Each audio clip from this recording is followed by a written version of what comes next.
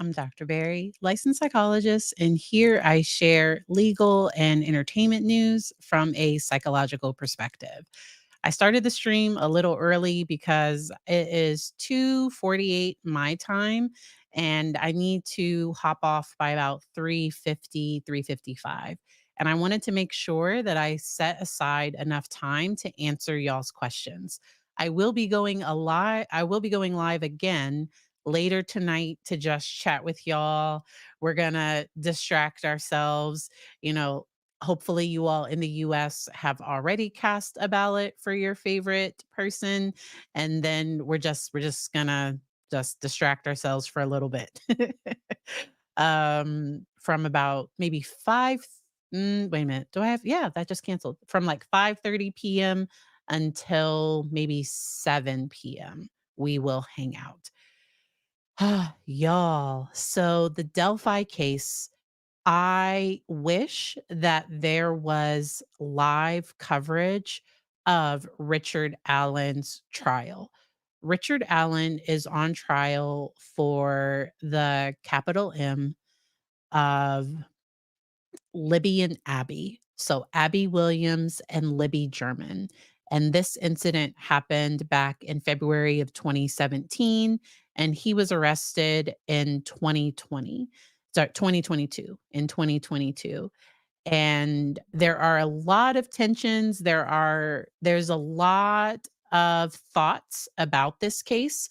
I wish there was more transparency because I get different things when I listen to different people. And I think it's important that we cover and that we're aware of different perspectives. So I will tell you all, if you watch over on Hidden True Crime, that coverage seems to be very pro prosecution. If you watch over on Andrea's channel, her channel seems to be pretty pro defense. And then I personally feel like Lawyer Lee has been pretty neutral, just providing updates on things. I've also found a few other individuals that have covered this case, and I try to get as much information as I can to then come to my own realization. And so when you watch your favorite streamer, when you watch their perspective, they're giving you their perspective.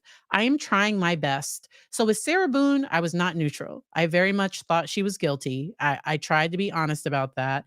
And so Nightbot does not like more than 3 emojis. Okay. So sorry, Zimmy. Nightbot does not like more. You gave 3 high fives. Nightbot is just super, super iffy, super touchy. Sorry about that. And Lawyer Lee, I think it might just be her personality, her perspective, but I feel like Andrea, her notes are detailed and I get a lot when I listen to her. And then I did enjoy hearing because Dr. John over on Hidden True Crime, he gave his explanation of just how he looked at things from a forensic psych perspective. I am a clinical psychologist. And I am struggling, guilty or not, how we as a society can just like, are we not going to call out the fact that he was held in a maximum security facility for 13 months as his mental health appeared to deteriorate? And now his jail psychologists seem to think that at times he might have been faking it. But in my personal opinion, I think getting a neutral perspective would have been helpful. It sounds like there were more options available. And I just think that there are things available. Um, and so we'll just make sure that when we're giving our opinion that we're saying, in my opinion, this is how I feel. This is the question I have. I would just make sure to try to say things that way.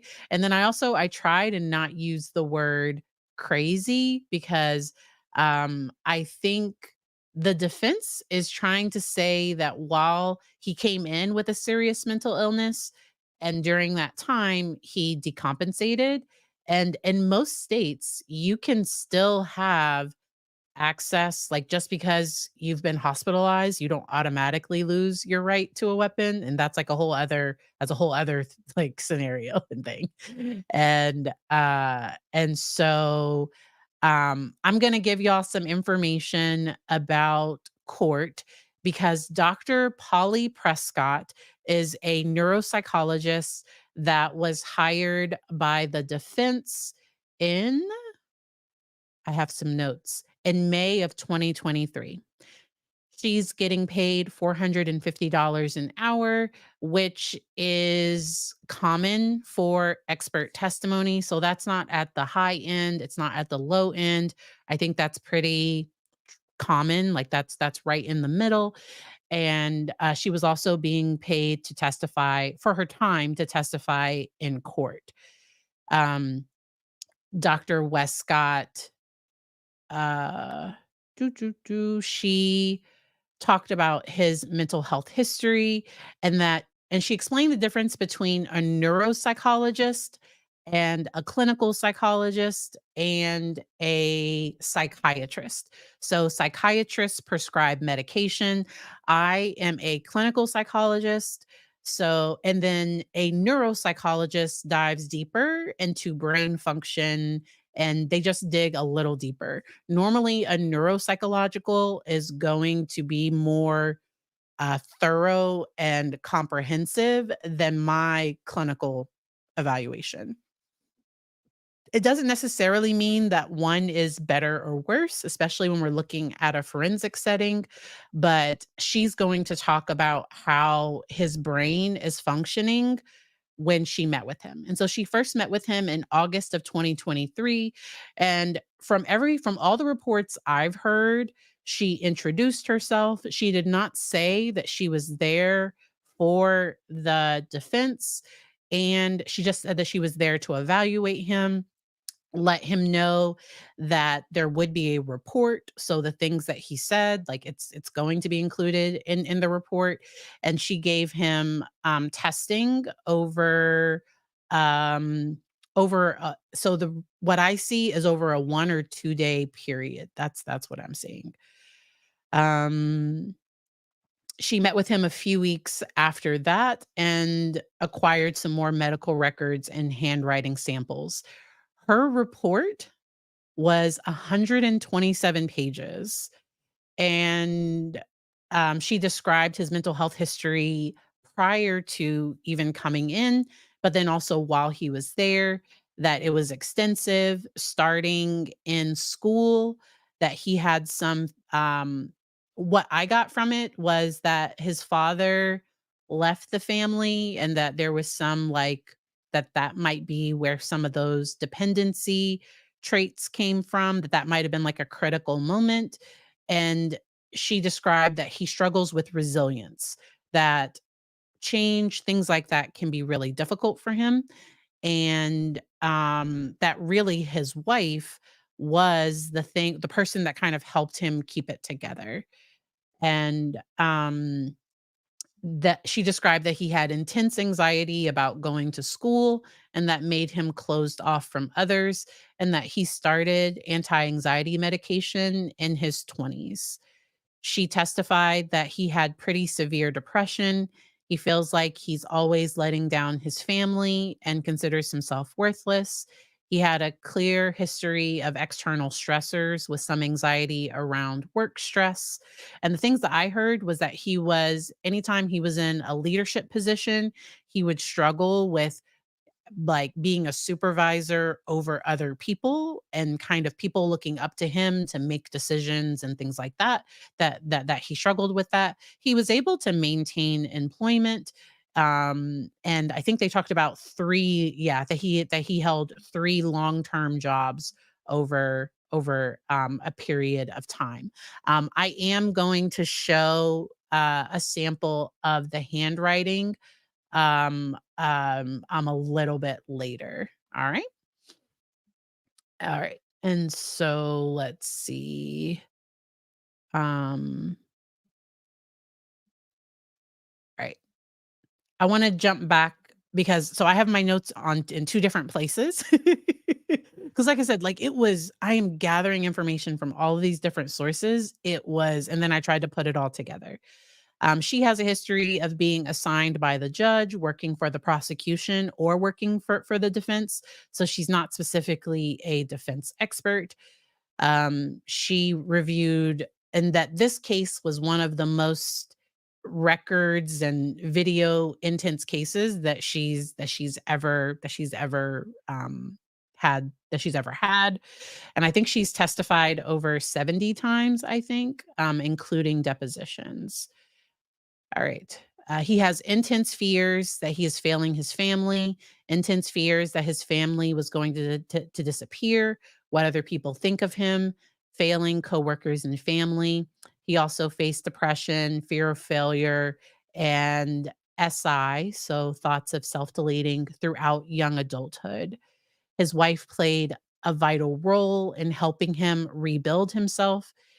Uh, and during her assessment of his personality, Dr. Wescott felt that he met criteria for dependent personality disorder, which is one of the anxious. We talked about this in my last video that I have linked below, that it's in that anxiety, like it's the cluster C, the anxious personality disorders, that he was helpless, worthless, struggles with making decisions, difficulty caring for himself, dependent on his wife, mother, and family to feel complete, and that he crumbles when he does not have those people in his life. And um, she also assessed his cognitive functioning and that he had had a significant deterioration in his functioning post being in solitary confinement for those 13 months, that he had severe frontal lobe and executive function difficulties that don't seem to be present prior to his incarceration, placing him in the 4th or 5th percentile, which is really low, meaning that so average would be the 50th percentile, and so when she tested him, he measured in the 4th or 5th percentile. And frontal lobe executive function, I don't know exactly what test she gave. That's where I wish I could have heard her actual testimony because I would have focused on, does she give I'm guessing she gave some type of measure of intellectual functioning and possibly something specific about executive function. I'm not totally sure what she gave to measure this, but that his scores came back in that percentile. That he perseverates or gets stuck on things, and that he would feel guilty about work, family, and blame himself. And that um, after his incarceration, that he became obsessed with whether or not he was guilty, and that he was in full psychosis from April to maybe I've heard people say June, possibly April to maybe June or July. And, she did clarify that he was able to dim the lights in the room, and, because I think that had come out in some other testimony or in some other conversations. And, during her testimony, she can't present like, she has to present things that she found in the record. It can't only be something that he said because it becomes hearsay because he hasn't testified. And I don't think he's going to testify. I could be wrong. I don't see the defense placing him on the stand. I don't see that happening, but we'll see. We'll see what happens. She diagnosed him with major depressive disorder, severe with psychosis. And that's what I mentioned to you all was an option in the DSM-5. I don't know if it was recurrent it was most likely recurrent because there are different options. There's major depressive single episode, and the options are mild, moderate, severe without psychosis, or severe with psychosis. And then I think impartial remission, there are some other options. Um, but that she felt major depressive disorder, severe with psychosis, that was what he met criteria for. I am going to talk about his sister. So, Richard Allen's sister and daughter both testified on this day of trial. I think this was yesterday. This was Monday. And I will get to that in just a moment. She mentioned that he had a long history of mental health difficulties and used a fragile egg analogy. He was not, she did not feel that he was faking or exaggerating his symptoms, and that he takes longer to process, understand, and respond to information based on the testing. He experienced a decline in his mental health while at Westville, and that he slipped into psychosis as a result of stress. I do believe the first confession he gave was in March, like late March, and, because some people have talked about the fact that he converted to Christianity in March, in kind of earlier March, and then later had all of this happen. Um, and, and so a lot of people are on the fence of were his confessions true or not. I don't think anyone should be coerced into giving a confession. And if somebody isn't in their right mind, and if there are these signs of psychosis, if they're being administered Haldol, all of those things, I would think that would raise the issue of competency. That's just my own personal thought. I also just have some concerns, just generally, just as a person that's hearing about this trial. I think Judge Kranek was so neutral, like, he wasn't pro defense, he wasn't pro prosecution, he was on the side of the law, and he was making sure that he was following and abiding the law so that the trial that happened hopefully won't be appealed. I will mention Sarah Boone's appeal when we meet back at 5:30, but, because that's a whole thing. But, with this case, I'm hearing of certain rulings or certain things happening, and if Richard Allen is convicted, he might have a strong case for an appeal if things aren't being, like, if it's not like the Judge Kranek way. And so I want this whole new thing of the Judge Kranek way. And I thought it was interesting that the jail had a rule that people with serious mental health issues, that they can't be in solitary for longer than 30 days. And once again, he was there for 13 months. And once again, like, I don't know, innocence, guilt. For this case, I'm in the middle. I'm listening to both sides, and and I am just there are some things that aren't fitting and that just aren't making sense. And we will get to that in just a moment. So his writing was assessed, and I want to get to, 'cause I have some links down in the description if you would like to hear some of the full testimony of some of the, law tubers and the people that have covered this case. There has been really good coverage. It's just it's long. So I think most of the videos are, um, 2, 3, they are it's long, and I listen to them all to be able to put this together for us. Um, Let me find my video. Here we go. Then, because I want to show, so Lawyer Lee, and I have the full link to her video down in the description. She had a picture of Richard Allen's handwriting prior. So this was, I think, from November, because he wrote the judge asking for a lawyer. And so if you notice, all of, like, he's saying on the lines, and the sentence structure, everything seems to make sense. And on her video, I am about 1753. Um, that is where I am.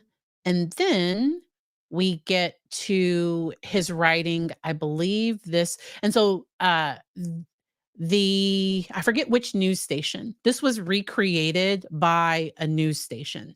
This is not the actual document. So a news station saw like how it was, and they recreated this because they're not able to take pictures of exhibits. So that's why up here it says recreation, but the writing is disjointed. So it says I am ready to officially confess, and then it just says killing Abby and Libby, and then it has his signature, and it says, "I hope I get the oppor no yeah, opportunity to tell the families I'm sorry." But the way this is written, to me, and I believe the neuropsychologist talked about that she had experience in assessing handwriting and assessing these things, that there was a significant difference between those two things. But it's more just the structure, not like the content, or like it's looking at how it was written before, and then kind of how things were, um, at that point. And, yes, yes, yes. Yeah, and so, Andrea has been on top of things, and has really been calling out a lot of the issues that she's been talking about her opinions on this. And I do have a link to her video down in the description. So they talked about that there was a fragmented sentence structure in the second sample, and that there seemed to be a difference in his cognitive ability between that first sample and that later handwriting sample. So that was all that was for. She gave the MCI, the mild cognitive impairment test. I've never given that. I don't know if that's but I think this is something specific that neuropsychologists give, and it's also aimed at assessing malingering and feigning. And uh, Dr. John pointed out a good point, that she's assessing him on this day, and that yes, it did come out that he was truthful, and that's where people have thought, well, was he being truthful during the confession? But there's some things that he said in the confession that aren't true, and that's where there are a lot of questions about this. Um, the state objected to let me see, where am I at? The state objected to not receiving the results of that test and only being provided with the report. But that's where Dr. Wescott clarified that she was able to provide, or maybe the lawyer for the defense, somebody clarified that she couldn't release the raw results to the prosecution. She had to release them directly to their expert. I think the state might have a rebuttal expert, and so we will see. If there is a rebuttal expert, I will likely talk about it, because I like breaking down some of the concepts that are brought up during these conversations. Because I would like to talk about the difference between dependent personality and borderline personality, and then also talk about the difference between um, or just some of the effects of solitary confinement on the brain. And so I would like to do that. And just because somebody is psychotic doesn't necessarily mean that they're going to say something that's not true, and that a person can come in and out of reality while in the midst of a psychotic episode. All right. Right. And so she felt that he was decompensating from about December 2022 through July of 2023, based on the videos she observed and what she saw. She described him as passive, avoids conflict, that he's not resilient, that he's easily stressed, prone to anxiety, and prone to decompensating, and that his brain chemistry has been altered due to sensory deprivation while in solitary confinement. And Wescott also addressed the findings of Dr. Monica Walla, who served as his psychologist while at Westville. Dr. Walla reported that Allen's confession was in a matter of fact, story like manner. And Wescott mentioned that the accompanying videos did not align logically with his accounts. And so I don't know. Like, I'm just reporting what other people said. It's like, I wish I could have heard it for myself to break down because I'm summarizing somebody else's summary. Like, it's so hard that we can't hear all of this for ourselves. She described his mental state during solitary confinement as akin to a fun house, expressing concern that he might be experiencing delirium. And I do want to dig into delirium a little bit as well. The prosecution began their cross examination by highlighting that Dr. Walla visited him daily, suggesting he was not completely deprived of social interaction. Um, and I guess at some point, the prosecution asked a question where Dr. Wescott answered that Allen stated that Satan had killed the girls and that he was making statements that were inconsistent with reality. The prosecution asked if his dependence on his wife shifted to Dr. Walla, and Dr. Wescott said, "No, that was something that I was thinking as well, because I was wondering if he was looking for her approval, if he was looking because she a psychologist, a therapist is in this role where they're supposed to help you, and I personally have seen individuals with dependent personality becoming because I was concerned about the susceptibility or his suggestibility to, authority figures, to wanting to be accepted. And so that's where but Dr. Wescott did not feel that was the case. And and they talked about serious mental illness and that the impact of solitary can include weight loss. um Oh, so I guess some of the triggers were weight loss, people calling him names. I think it was called like baby killer, acceptance, and that he was looking for acceptance because he's like a sponge. All right. And so the lights were on for his safety. He refused to leave his cell. And the jury is somebody on the jury heard that, and they're going to have a question about his refusal to leave his cell later. And and then I mentioned that she did not tell him that she was with the defense. And then so somehow, because Dr. Westcott said that brief psychosis isn't in the DSM-5, and I was like, "Wait, what?" And we're also gonna talk about the DSM-5 at later on as well. I had to pull out my handy dandy DSM-5, and brief psychotic disorder is in the, let me see which section it is. Do, do, do.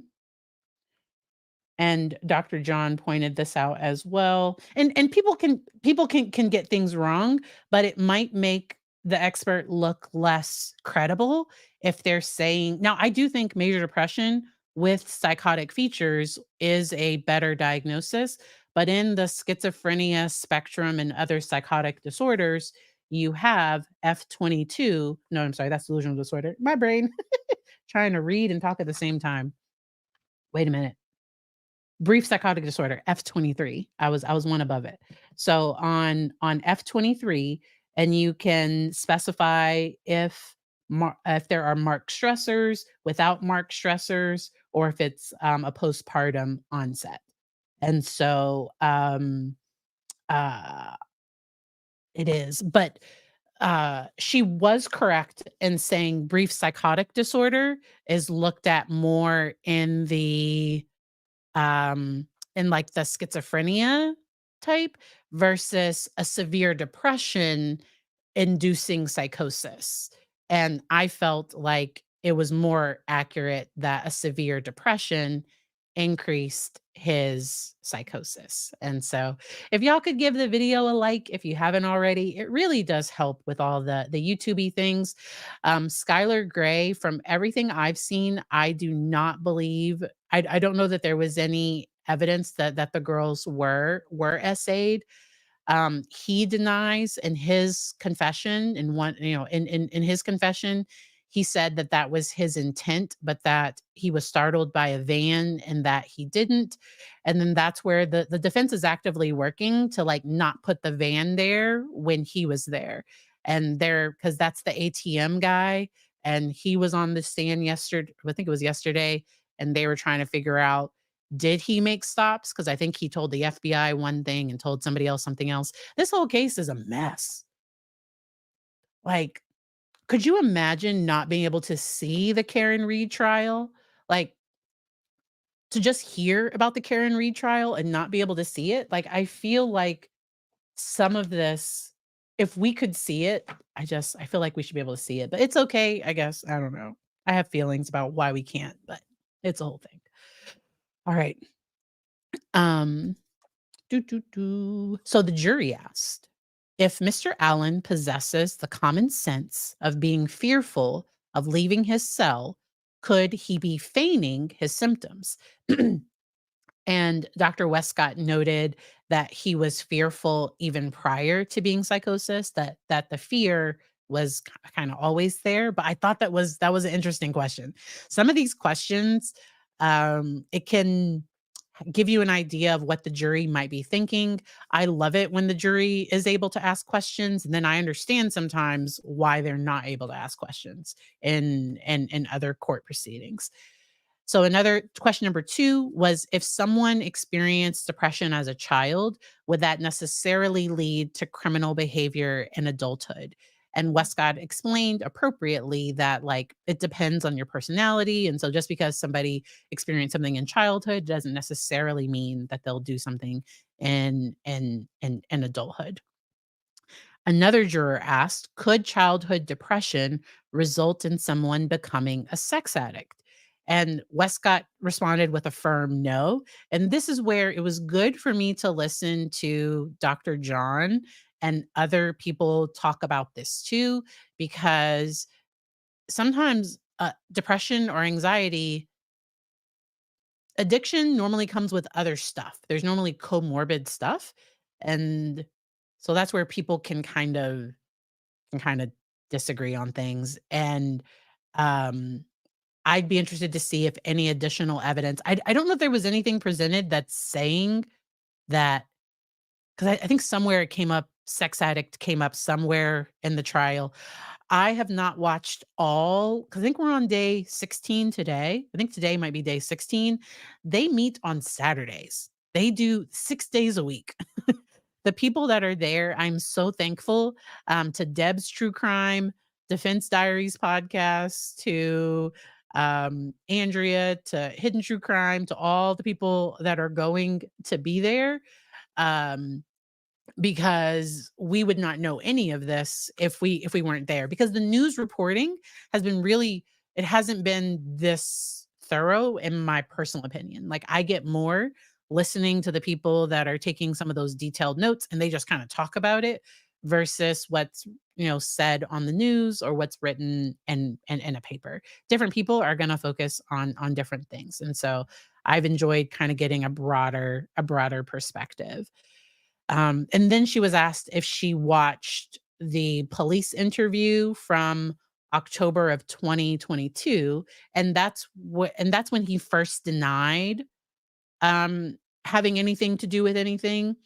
And um and that's where some people were thinking, was the jury wondering, would someone with dependent personality, would they initially be defensive and like did not, or I don't know, like I don't, I don't know if they were just wondering, did she see that one and see any changes. We will not know exactly what the jury is thinking. People are just speculating, and I am here for it. Um, all right. Let me get to questions. Let me see if there are any questions. Um, mhm. Will being sequestered make this harder for the juries? So the jury is able, when all the jurors are present, they're able to talk about the case. I will say that again, because this is the first time I've heard of this happening. For some reason, is this from Indiana? Y'all know me and stuff. I think it's Indiana. I believe that the jurors, when they are all present, they are able to talk about the case. And I think that can help them. If they weren't able to kinda talk along the way, sometimes that can make it harder because 'cause you're just holding on to stuff and you don't have an outlet. They are actually able to kinda talk about things along the way. Do I think Dr. Walla had his best intentions in mind or to get info? My concern, my personal, so this is my personal thoughts, my personal concern. Dr. Walla was a jail psychologist, okay? She was a jail psychologist that was supposed to be there to treat him, and she had a personal interest, like, she was interested in this case to the point of, even while she was treating him, that she continued to research the case and things, and so I personally think that there could be some issues with that. Is a person with dependent personality likely to commit this type of crime solo? So I don't know enough. What Dr. John said, and is that someone with dependent personality, and I went and I did some research and I saw this. Sometimes they can be prone to aggression when they fear what's the word? When they fear rejection or abandonment. So if they had a big fight with their spouse, or if their spouse threatened to leave them or something, then but what would sometimes happen is that person might be aggressive towards their spouse. But this is strange. Um, as a person with dependent personality disorder, I appreciate you talking more in depth about it. Resources are extremely hard to find. I'm glad that I was able to share this information. Let me see questions. I'm looking at. Uh, I thought Sarah. Did you ask a question? Let me see. I'm trying to go up. I don't see it. Okay. Okay. How could a man with that level of anxiety keep it together for 5 years? If he did this, I find that hard to believe. Yeah. Um, do the alternates get to participate in that discussion? I'm not a lawyer, so I don't know that question. I would ask lawyer Lee that question. She does a really good job answering questions. I know Andrea answers her super chats at the end. Um, but yes, I am not sure. Okay. How is dependent personality disorder different from codependency? Okay. So things can be a spectrum. And codependency, just like narcissism, um, borderline features or traits, anybody's personality type, it's going to be a spectrum. And that's why this book can be dangerous in the wrong hands. I will say that again. This book right here can be dangerous in the wrong hands. So I am a codependent sleeper. And what I mean by that is it's hard for me to fall asleep if my husband isn't in bed. Like if he stays up watching TV or something, it's really, really hard for me to fall asleep. And I've made up it. Codependent sleeper. I don't believe that's a real term. I'll have to search it later. But there's nothing wrong with us being interdependent. And sometimes in psychology, sometimes things can be pathologized that might be okay. So, like, this is Western psychology. And so that's why culturally, if I am working with a family that is within their culture, it's common to be interdependent for the son, adult son, to ask his mother permission for, I don't know, like sometimes culturally there are some things that are accepted, and as long as it's not causing harm, I wouldn't say anything about it. So I want to make sure that I'm not stepping on people's culture. But with interdependence, I think the difference between interdependence and codependence is that with codependence, you rely on these people to be able to function and live at all. And often it's at the person's detriment where they don't realize they can function without them. Like they might rely on other people to make decisions, but they're decent at making decisions. They don't make bad decisions. They don't trust themselves. So treatment for dependent personality disorder or for codependency is often building the person's sense of self. I think it's incredibly toxic. The You Complete Me, the Jerry Maguire movie. I might be dating myself a little. So there was a movie back in the day. It was Jerry Maguire, and in the movie, the female actress goes, "You complete me," or well, I think it was her that said it. Was it her? Was it him? Me and the details, I don't know. But that was no, he was the one. I think Jerry Maguire was the one that said, "You complete me." But their relationship seemed toxic AF. Like the relationship did not seem healthy. Like they need to do their own work. So we shouldn't rely on one another to fix each other. Like people have to do their own work. Those are my own personal thoughts. Um, those are just my own personal thoughts. I don't think he was ever diagnosed with a personality disorder before Dr. Wescott's assessment. How can, as far as I'm aware, how can they say he's faking but did not test to confirm? So she did test to confirm, so she gave him tests where he could have overreported or underreported symptoms, and he was in the normal range. So he didn't show signs of faking good, so like really struggling but trying to pretend like he was okay, and he didn't show signs of faking bad or malingering, trying to make himself look more pathological than what he really than what he really was. Um Andy, I do feel that I'm concerned with the way that that Richard Allen was treated. That's just my own personal thoughts. I have not gotten to this part yet. Let's go here now. So, borderline personality disorder is in the cluster B. It's often where there is emotional dysregulation. I have my handy dandy DSM right here, and I'm going to flip to personality disorders. Yay! I'm right here. Little things make me happy. Like it doesn't take much. Let's get to borderline personality disorder. All right. But the cluster B personality disorders often involve emotional dysregulation.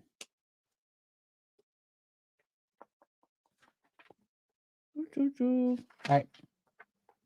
So, with borderline personality disorder, it's a pervasive pattern of instability in interpersonal relationships, issues with self image that affects marked impulsivity beginning in early adulthood and present in a variety of contexts, marked by five or more of those symptoms. Okay. So, that is borderline personality disorder.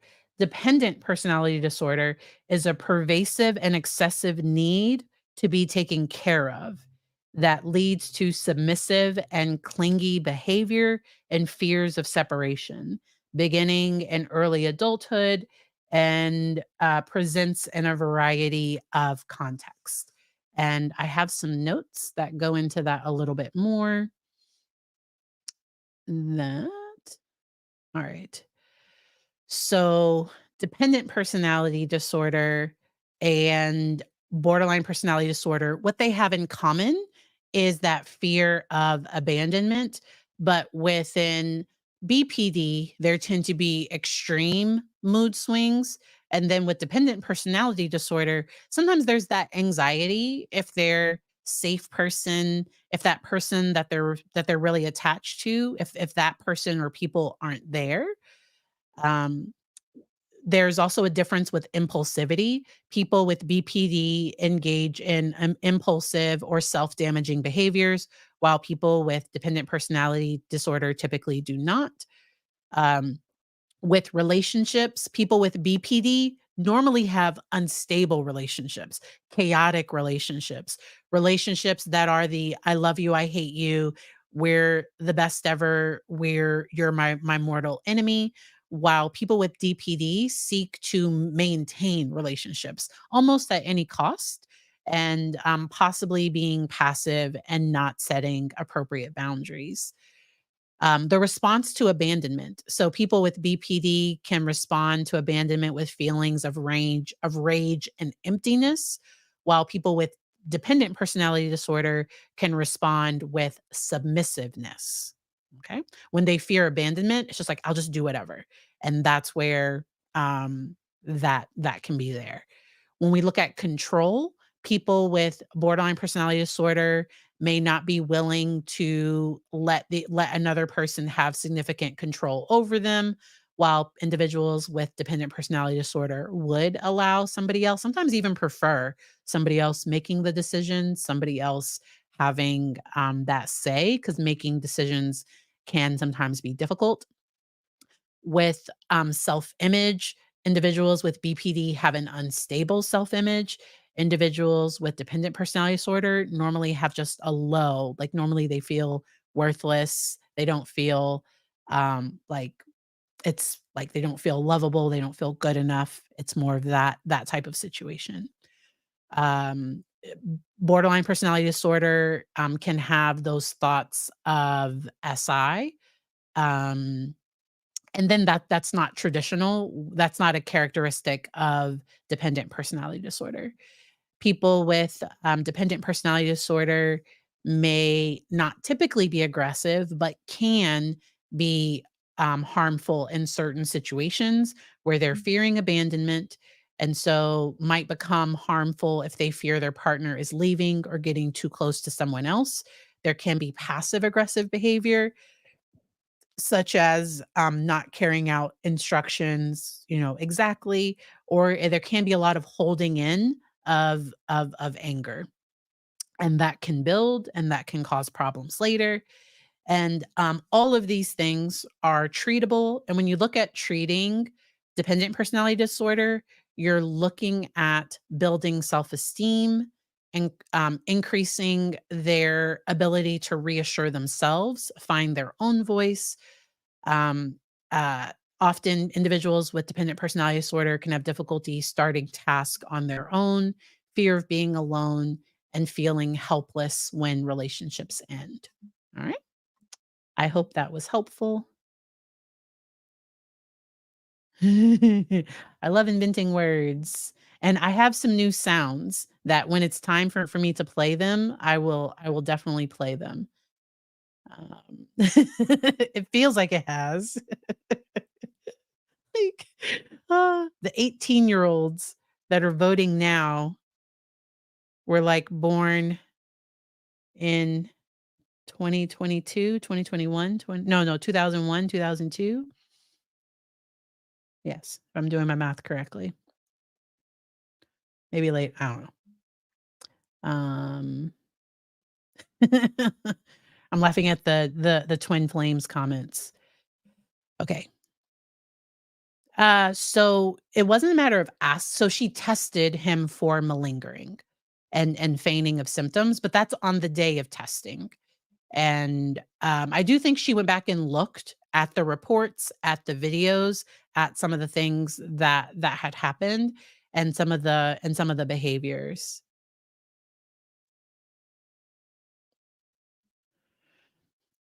And so I wanna make sure that we don't pathologize normal stuff. So anything in this book, in order for it to be a disorder, it's because it's causing problems in a person's life.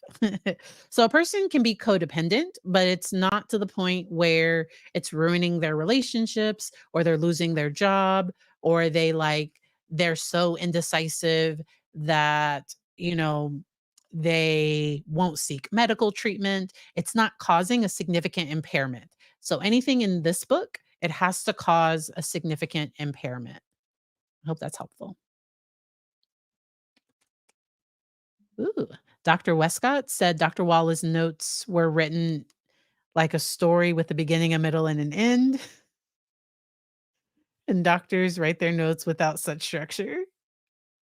I think she was. I guess I don't know how Dr. Walla was trained. So my notes, I do SOAP notes, so I have my subjective section, my objective section, my assessment and planning.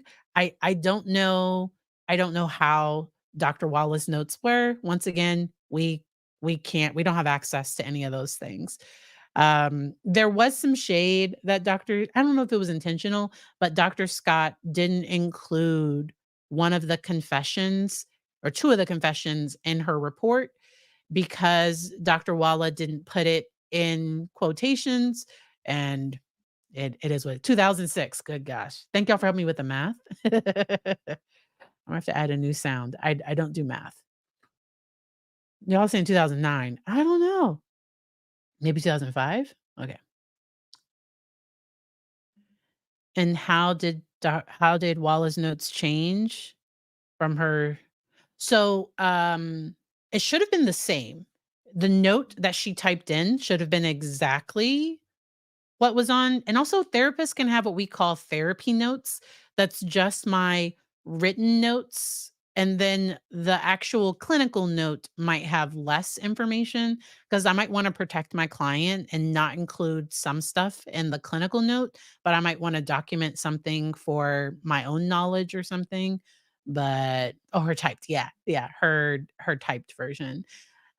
She destroyed them, so we will never know. I do have a video. If you haven't checked out my video covering Dr. Walla's testimony, I do have that. Um, Let me know if you all have questions. I thought it was interesting because in Richard Allen's confession, he said that he had, so trigger warning, he said that he had SA'd his sister. Um, and his sister, who is his sister is 5 years old. No, he's 5 years older than his sister. And during her testimony, she was asked 3 questions. And let me get to that part. Where do I have that? Yes. So, and it's his half sister. Um, They have the same mother, different fathers. His stepfather was in his life. His father just wasn't. Um, and so he left at 18 years old for basic training, and she was asked if he had SA'd her, and she said no. And she asked if he would lie for her, and she said no. If she would lie for him, my brain. So she was asked if he had ever harmed her. She said no. Would you lie for him? She said no. And then his daughter was put on the stand, and his adult daughter, because people have been asking, where's his daughter? Where's his daughter? Because we knew that in one of his confessions, he had said that he essayed his sister and his daughter.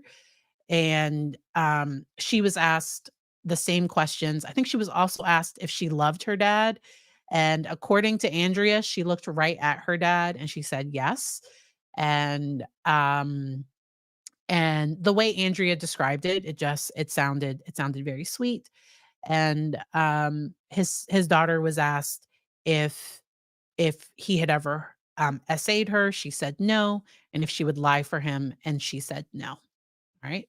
The prosecution then wanted to ask about if she had ever been to the bridge with him, and there was an objection. But then a juror got to ask the question and she answered it. And I'm so confused. Like I'm not a lawyer. I'm not a lawyer, but I wanted to say this on the stand. Like I just can't. And so I am also a little dyslexic. My numbers get weird. I can't do math in my head. I would have had to write that down and do the math problem out. Like the fact that the juror, so the prosecution tried to ask the question and the judge wouldn't let it in. But then the juror asked the question, and it's my understanding they review the questions with the judge, because normally what would happen is somebody would object to a question, but the juror was able to ask and she was able to answer that yes, they had been to the bridge before. Like it was a whole thing.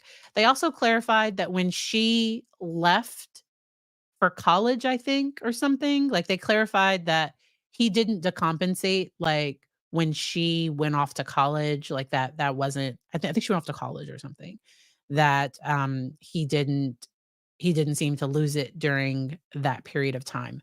Let me know if y'all have any questions about Dr. Wescott's testimony, about, any general mental health questions about this case. I heard somebody mention bipolar disorder for Richard Allen, and I didn't hear signs of mania. I did hear signs of significant depression and, like, agitation with depression, and we are gonna talk about delirium and the impact of, solitary confinement. I do believe he was tested for delirium. It came up somehow. There are too many people. Like, I forgot who said it, but they asked about delirium, and I guess he was tested for it, and they determined he didn't have it. But I don't think he was given, like, psychological testing to determine if he was experiencing delirium or not. But okay, so Dr. Walla found that he wasn't, and that's where there is a psychologist on the jury. I don't know if I've talked about this on my channel yet. I wonder if the prosecution wanted them on there to just explain. I was hoping if I was ever called for jury duty, I was really hoping that I would be excused. Like, would you want a psychologist on the jury with a case that has a mental health component? But it seems like the defense and prosecution kept a psychologist on the jury. So as they're having these discussions, that psychologist can kind of help the jury under from their perspective, because they can't do additional research or anything like that. But are there 2 or is that the same person? Sir Winston, I need to know if there's a psychologist and a school counselor or just a psychologist. And so I have appreciated getting different perspectives, and I've told y'all with Sarah Boone, I was biased. I very much I thought she was guilty. Ever since I saw the suitcase video, I was like, nope, nope, I don't, nope, this is a problem. Um, but yes, all right, okay. So there might be 2 mental health people, but we don't know. So we don't know. Wow. I so wish that there were, I don't know if they're gonna release the audio of this later. I think they did that for Lori Vallow. Did they do that for Lori Vallow? I don't know. Did they? I don't like audio only, so I never listened to it. Tell me in the chat if they released the audio tapes from Lori's trial later. Um I do appreciate hearing different perspectives, and I just go in knowing that this side is going to be pro defense, this side is a little bit more pro prosecution, and if you really like somebody that's, sticking down the middle, I do think lawyer Lee is doing a really good job staying down the middle. Okay. Yes. Okay, good. Yeah. So, this this jury this jury is gonna have so much to consider, and we don't even know if Odinism is going to come in as well. Um, I don't I don't know what happened to Libby and Abby, and I did wanna mention they are the victims in this case, and I want their families to have some type of justice, and then I also we have to be careful to make sure that people's rights aren't violated as well. Um, Afton, I could see the defense trying again because if it is kept out, it could potentially be an issue for appeal if there is evidence of any type of connection, and I don't know that there is. I don't know that there is, but yeah. Aw. You've agreed with me. Yeah, lawyerly. Like she is down the middle and she just gives you the facts. To me, Andrea is like passionate and she tells the story and I could listen to her all day. Like she has a very engaging style.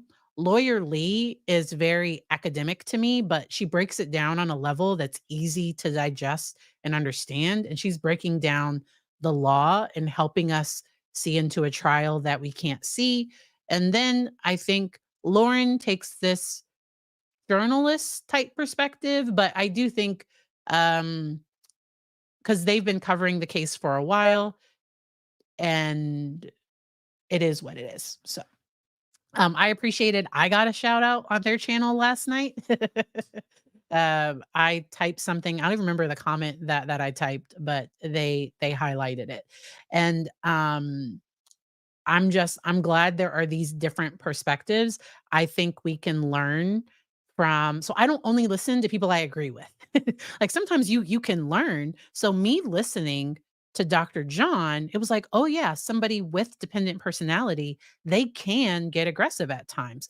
Because the state wanted to introduce a video where Richard Allen recently was like, threatened a guard, but I think it was because he couldn't talk to his wife or something. I thought it was around the issue with with his wife. Um, 5:30, okay? 5:30, we are going to talk about the Melody Ferris verdict, and if y'all have questions, one of the jurors gave an interview, and so we're gonna talk at 5:30. Um, alright. Yes. Like, and, yeah, okay, so good. Thank you. You were watching. Yeah, so I made a comment saying this case is extremely complex. And there are times that the YouTubers and people reporting, they are sitting towards they can't hear what's happening. It's my understanding that the witnesses have been told that they don't need to speak into the mic, that they only need to make sure that the jury and the lawyers can hear them, that they don't need to worry about the gallery. And that's weird to me. That's weird. That's weird. Now, on the Melody Ferris case, so the man in the corner, so recovery addict, he has a channel. He streams cases and court coverage, and uh, he had a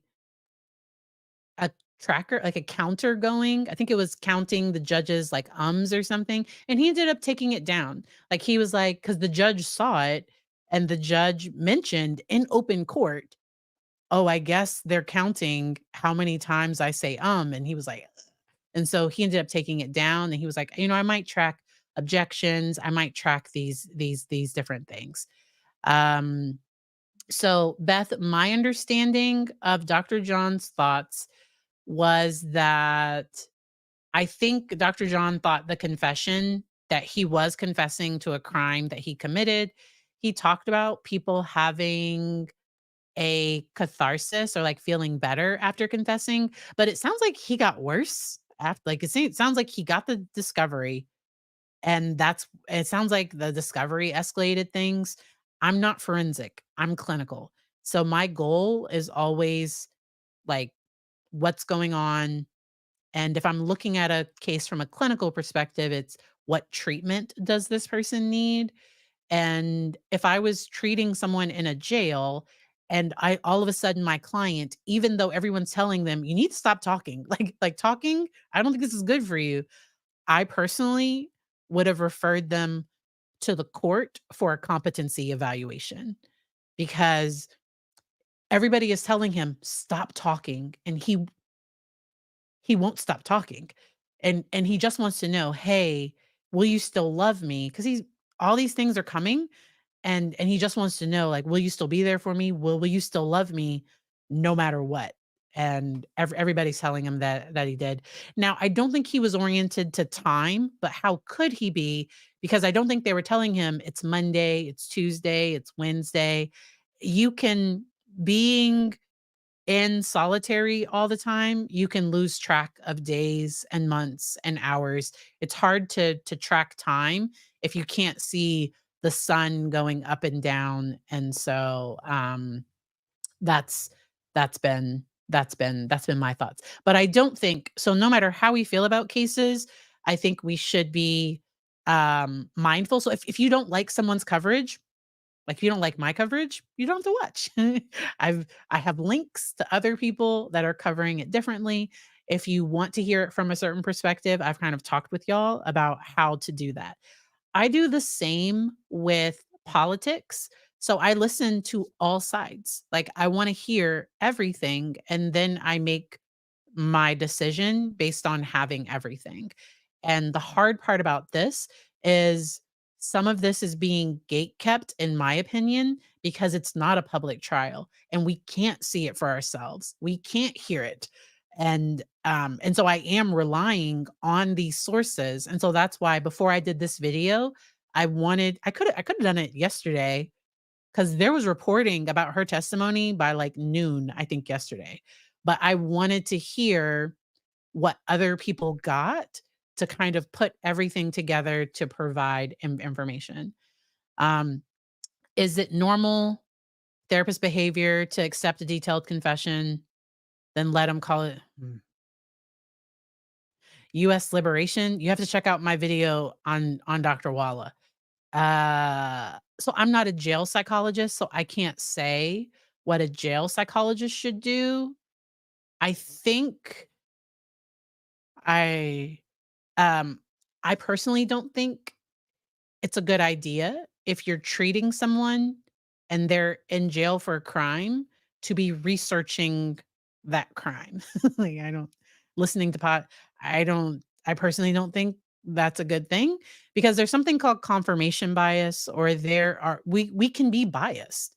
I'm not saying that she was. What I'm saying is if it's my client, I would wanna protect myself against outside forces to just treat my client and make sure that I'm providing my client with the best care. Because it's not my role, to come in, because I can come into court, and my credibility can be questioned, and I think it's I think it's because so there are people that are wondering if Dr. Walla ever mentioned the van to him or like what and I don't and there's been no report that any of that has happened, but she admitted to talking to him about some of the things that she was hearing, and I don't know all of her testimony and everything she said, but like, ugh, if I was on the jury,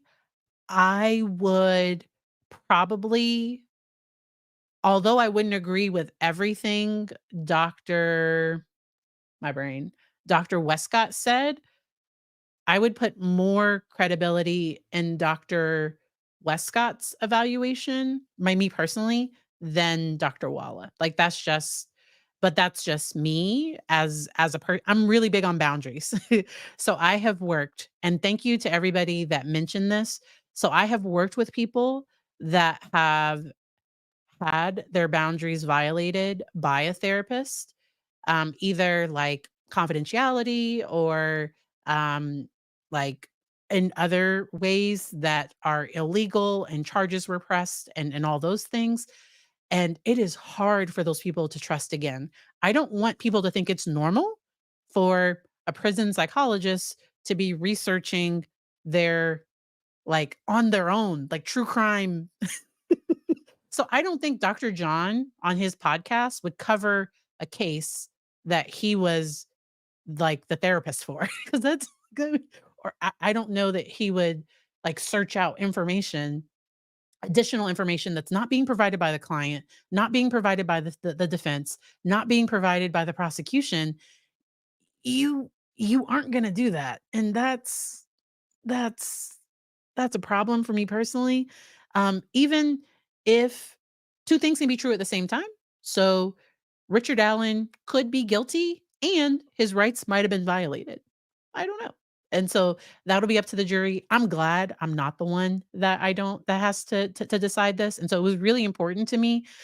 So something I will quickly do is talk with y'all when I think a therapist has violated boundaries.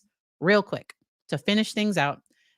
So solitary confinement can cause shrinking brain regions, specifically in the hippocampus, which affects memory, spatial orientation, emotion processing. It can also affect altered neuron communication, how the neurons communicate with each other. It can increase activity in the amygdala, that fight, flight, fear response. It can increase psychiatric disorders like severe depression, PTSD, anxiety.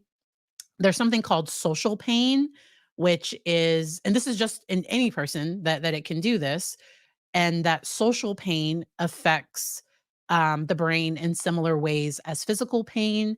And then it can also create reduced sensitivity and empathy. And these effects can continue even after the individual has like is out of solitary, and sometimes they're at a higher risk of harm later. And so I just wanted to share some of those facts because I thought it was important. I appreciate you all. I have to head out. I will see y'all at 5:30. I hope y'all have a good one. Bye.